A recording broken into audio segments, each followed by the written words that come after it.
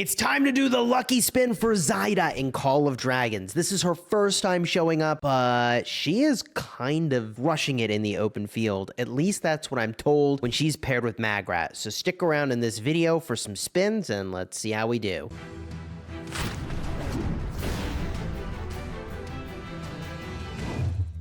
Hello, my friends, and welcome back. I'm Chisgule Gaming, and today's video is sponsored by the makers of Call of Dragons. And you know, every time the wheel shows up, I'm gonna spin it. That's the sort of thing you like. Consider subscribing. I'll also always do updates on how the season is going, and I've learned a couple things about how Maggrat and Zayda are performing, and it's looking pretty good. Now, we're about to have a big fight. Maybe I'll stream it, where we battle at the statue. And this is gonna probably be an indication of like, hey, how's the fighting gonna go in Zone 2? Which is gonna be our first fight of the season, by the way, against the folks that we fought against many times in the past who betrayed us, because that's all I do in this game is fight people who've betrayed me. After the first season, that's basically what it became. GG! So, to spin the wheel, I need dragon tickets, and I'm gonna convert those into wheel tickets, all right? So here they are. We can go pick these up in the bundle, and the Change of Fortune Goblin Market Voucher. That's the ticket I need. All right, so I'm gonna use my dragon tickets. If you're subscribed, you know about this already, but there's a website called the Pluto Mall. It's made by the makers of this game and many other games, and you can pick up these dragon tickets, which you can exchange for bundles. And when you buy these dragon tickets at the Pluto Mall, I'll have a link in the description of this video, you actually typically get about 10% more extra value in extra tickets. So 10% return is the best I've found for making purchases in this game and also Rise of Kingdoms, pretty much anywhere. I mean, a credit card, typically maybe you can get 2% back, you know, but also you can go and still use a credit card, pick up the Flux scripts. In this case, they're called dragon tickets for this game. And then you get the 10% value back over there as well. I mean, it's pretty freaking sweet. That's what I'm trying to say. So go get your dragon tickets. If you aren't using them, bro, you're missing out on some value because look,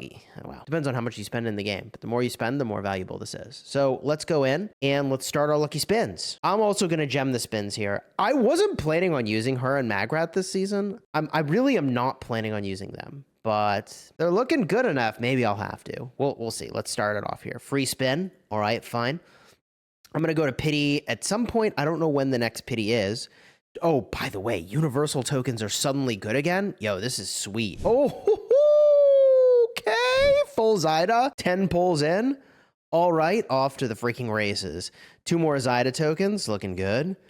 I should have checked how many of her tokens I had before I got started, but I don't think I had many, or if any. So I probably am doing all right here. Let's see. We're coming up on our next pity now, however, so that should pop in pretty much any time now. There's a Zayda token, poggers, Zayda token speed ups, okay, and Zayda token universal. There's my, okay, we went all the way to pity, so it started off hot, and now it's cooling off. So I've gotten 2 full pulls in my 60 pulls so far. And I'm getting a bunch of these G3 tokens, which I'm really hyped about. There's 2 more Zayda tokens, some speeds, sick.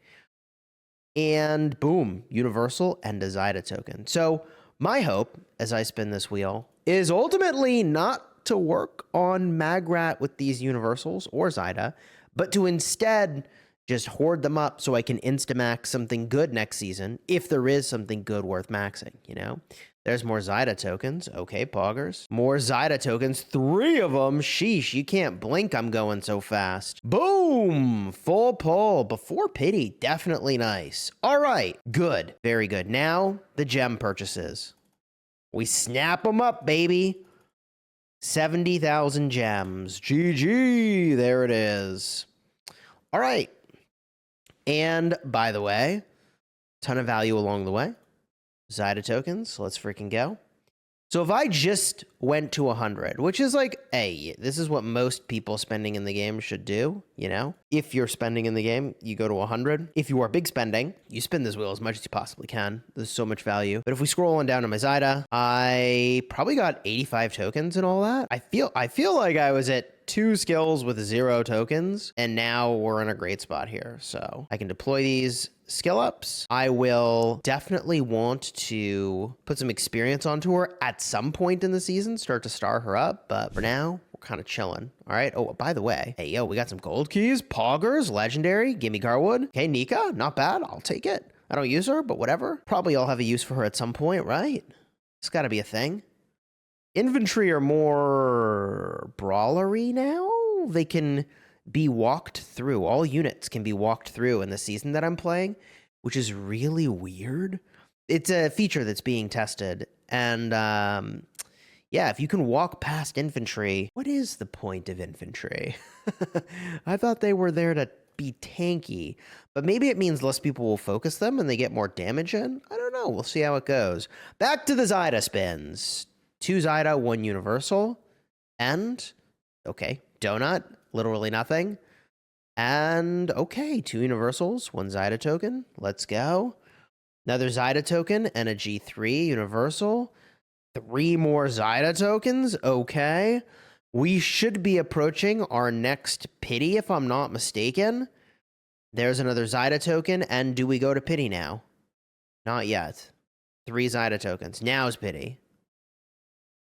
Now's pity. Okay, there it is. I knew we were close. 2 more Zayda tokens. I feel like I'm going to pity on these polls. This is probably one of my less good polls, if I had to guess. Zayda and a G3. All right. Boom. Another Zayda token. 3 Zayda tokens. Big poggers. Looking pretty good. Okay, a lot of legendary medals. G3 hero tokens. 2 of them. 2 Zayda and 3 speeds. Yo, that's kind of nice. Only 15 left, bro. I mean, this spin is really good. But overall, I'm getting kind of wrecked here. Zayda, 3 G3s. Okay. 3 Zaydas. Nice. Yo, give me the full Zayda pull to just round things out here. Thank you. Holy smokes. Sometimes you just have to ask for it, chat. Sometimes you just need to say, like, hey, enough is enough. I need this right now. Literally right now. And there she is. Boom. Dude, I summoned her. Straight up. Come hither. All right, so we're at 92 total. And we deployed a bunch. Honestly, maybe those pulls were not as bad as I thought they were. It seemed like I was getting wrecked, but maybe I ended up kind of average at the end, which is not the worst. I can't upgrade any skills. And if I look at what I've got, I have 114 of these G3 hero tokens now. So I'll be well positioned to start to work on some of those heroes, which is pretty freaking sweet. Now, when it comes to what to do with Zayda and Maggrat, I saw a report. It was a 5-5-5-1 Maggrat and a 5-1-1-1 on the Zayda. And this thing pulled down over 60,000 merits in a skirmish at the statue. So that's busted. That is completely busted. But they might be using the long-range strike on their marksman, which if they were, that would explain why they could just smash stuff. And I mean, gosh, if you don't care about behemoth performance, long-range warfare, that's the name of it, this thing is actually just cracked. But if you do care about behemoth performance, and also, if you are winning, you control the field more and you're pushing, you don't really need that as much as this. Is really sick. Arcane Torrent. Now, theoretically, long-range warfare is a buff that can be dispelled, if I'm not mistaken. I've seen some weird stuff with that, but at the end of the day, I don't think that's going to change whether or not you use long-range warfare. What I will say is, I find it shocking how well these two might be doing together, even at low skill levels. My assumption going into this season is that I wouldn't use them because I don't want to put universals into them. And I would prefer to just, this time around, stick with the expertise awakened legendaries that I've got here. I got plenty of them, right? So my game plan in this season for open fielding is going to be the following. It's, of course, going in with Goresh and Chisgule. I am ditching the Madeline and Garwood because of the changes to infantry. Instead, I'm going to do double mage, double marksman. So, of course, I've got Sin Frey, I've got Haas Kanara, I've got my Lily and Velen, and, of course, Tohar and Bertrand. Now, if I were to swap out some archers, I'm not sure which ones I would take out to run Maggrat and Zayda. But what I will say is, if I were picking a pet, the pet that I would use is the Berserk Phaedrake. Now, this may come as a bit of a surprise, but if you're subscribed to the channel, you already saw my video on the season talents, and you know that if you pick up Suppressive Fire, which I think everybody should, then every single turn you're applying a debuff, and that means on your range marches anyways, and that means the Berserk Phaedrake, who is counting on you to apply debuffs and then do big damage, is actually insane with Maggrat. Like, actually not capping, totally nuts. So that would be my recommendation if you're looking for a pet for Maggrat and Zayda. Now, this is a Zayda spin video. If you're looking for advice on who to pair Zayda with, if I had to guess, I do, but if I had to guess, I think that Hosk is the play.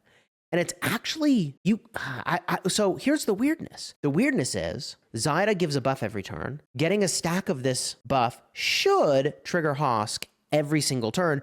So in 5 or 6 turns, he has max crit rate stacked up for their normal attacks and counterattacks. But here's that weirdness, okay? I looked in the logs from last season, and this talent, Subjugator, makes it so that when you enter battle, every second you're getting this buff, which also triggers Hosk, so you don't actually have to pair Hosk and Zayda. But I think fundamentally they seem like an outstanding pairing because Zayda is going to go in and buff your normal attack damage, and then Hosk is going to buff your crit rate. That seems good, doesn't it? Of course, the alternate pairing is to just do these two together, but we'll see. Over the course of this season, I'll get a bunch of skills onto Zayda, and then I'll have plenty of data going into the next season to say, okay, now that I've spun her wheel a bunch, how am I going to pair her up in the next season? And I think she'll see a lot of use. Gosh, gets 3 stacks when entering battle. Yeah, she's looking pretty good. All right. If you enjoyed the vid, throw a like on here. Consider subscribing. If you're looking for a video about my entering into this season, just looking for a little context for SOB2 and the things to pick for your end of season rewards, I'll have a card in the end screen. You can go check that one out. Alternatively, if you're looking for that season talent guide, I'll have that card as well. Until next time, you have fun smashing the kingdom.